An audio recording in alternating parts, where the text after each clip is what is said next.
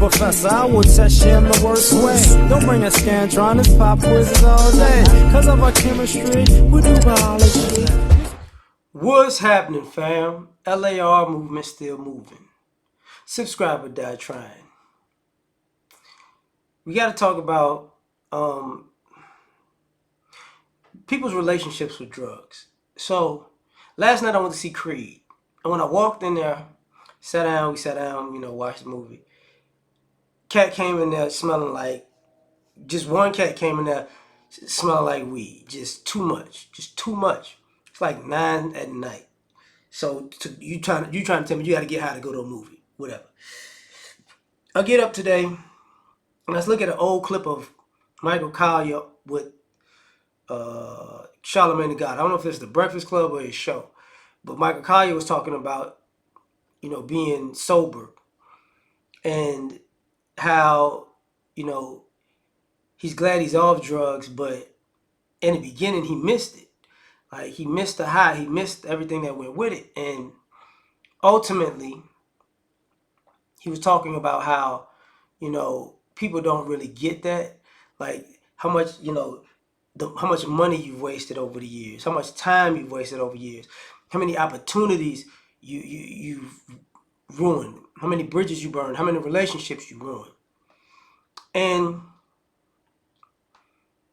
I, for one, forget sometimes that people really don't, and he was saying the same thing with alcohol, it's the same issue. And I believe that. I don't think people realize their relationship with drugs and how it has to affect other people.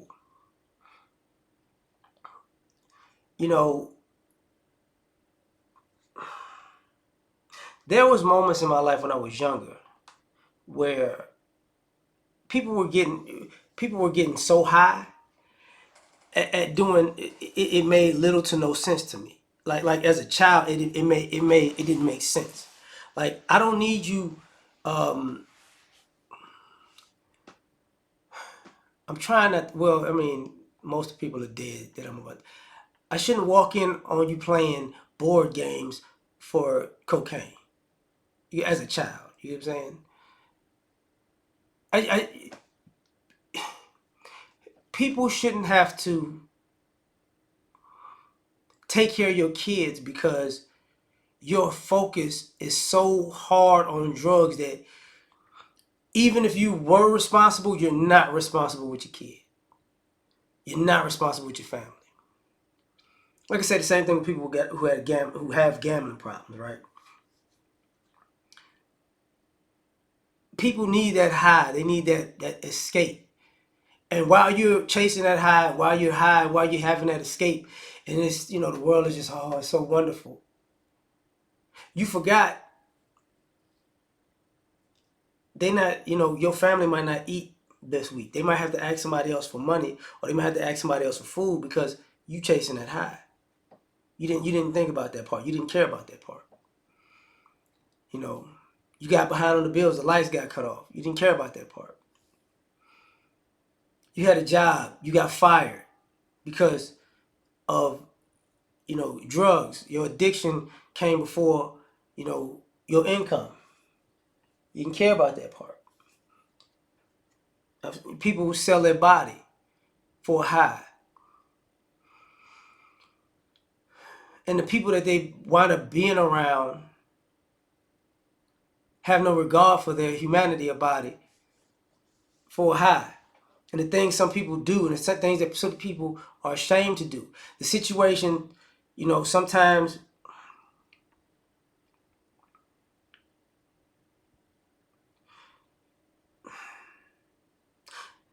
I'll say it this way. You can have a drug addict who becomes very abusive because they're high. But you might be, and what if you're the child of that drug addict? Or what if that's your stepmom or stepdad? And the minute that they own that stuff, something got to happen to you. You can't be, when they get that stuff in their system, you trying to get out the house because if it's a guy that's a girl, he might take it all the way there. and then blame it on the drug. You know, if it's a woman, she might pull out something to beat the brakes off of you with, but it's the drug. You know, how many things have been stolen? How many opportunities have you ruined for other people because you were high? How many times, and when I say stolen and ruined opportunities, think about it. Sometimes people save money for this or that, and you stole it. They were going this place. Now you ruined their trip. You ruined their opportunity. Now, I ain't talking about a trip just a vacation. I'm talking about, kid going on a college tour trip or whatever. Now you ruined it. Now you sold this, you sold that.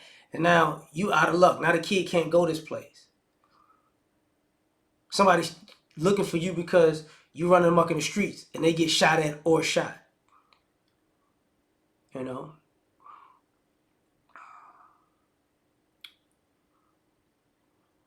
They got to deal with that. They got to live with that. You don't really get it. And then the guilt, your relationship has the guilt with it where I'm sorry this happened. I feel so guilty. I feel so sorry. And then you're so sorry you go get high again. And then you start this whole cycle again. And it's kind of like a overweight person who wants to lose weight, but they keep eating and they're crying and they're eating. And I talked about that before, but. And over the years when people are broke and they ask people for money and people looking at them like, I've seen rich people, I've seen middle class people, I've seen poor people, and people look at them the same like, you have money for all this if you chill out with that habit. just help me. You know, scared that you're gonna get a call from the police or the morgue or something that somebody happened because you can't control yourself. And then when you get sober, it's all good. Like, okay, I'm here. And I'm glad that I'm done with that and I put that behind me in my life. But when people are happy that you sober and you put it behind your life, one of the biggest issues for a lot of people is those people don't repair the damage. They just feel like getting sober is it. Because if you push it with some of those people, they'll go back to getting high because people go, look, you did this, and this. You're going to have to fix some of this stuff. Then they just, they'll run off. But some people got to realize that their relationship with drugs is bigger than just the high. But I'm done. Tell me what you think. Like, share, subscribe, and die trying. Catch y'all on the next one. Peace. You ever been at the top of the universe? I'm gonna tell you that.